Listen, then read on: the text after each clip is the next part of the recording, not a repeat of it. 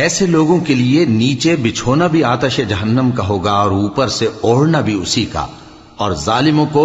ہم ایسی ہی سزا دیا کرتی ہیں۔ اور جو لوگ ایمان لائے اور عمل نیک کرتے رہے، اور ہم کسی شخص کو اس کی طاقت سے زیادہ تو ذمہ دار بناتے ہی نہیں، ایسے ہی لوگ اہل بہشت ہیں کہ اس میں ہمیشہ رہیں گے۔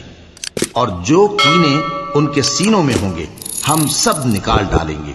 ان کے محلوں کے نیچے نہریں بہ رہی ہوں گی، اور کہیں گے کہ اللہ کا شکر ہے جس نے ہم کو یہاں کا رستہ دکھایا،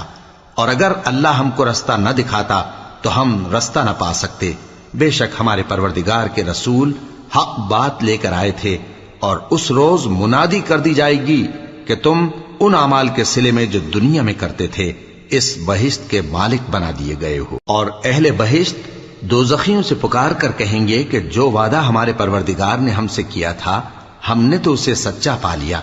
بھلا جو وعدہ تمہارے پروردگار نے تم سے کیا تھا تم نے بھی اسے سچا پایا؟ وہ کہیں گے ہاں۔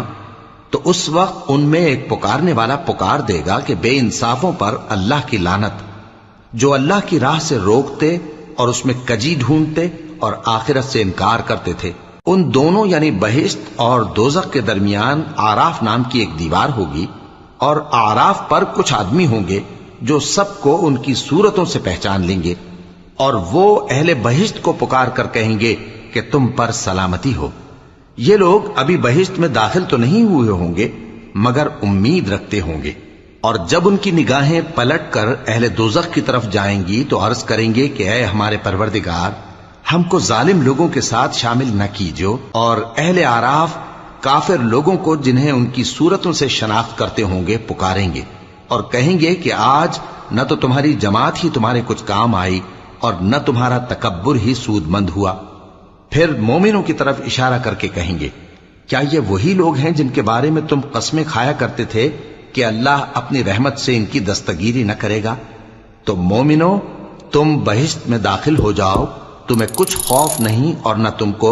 کچھ رنج و غم ہوگا۔ اور دوزخی بہشتیوں سے گڑ گڑا کر کہیں گے کہ کسی قدر ہم پر پانی بہاؤ، یا جو رزق اللہ نے تمہیں عنایت فرمایا ہے اس میں سے کچھ ہمیں بھی دو۔ وہ جواب دیں گے کہ اللہ نے یہ دونوں نعمتیں کافروں پر حرام کر دی۔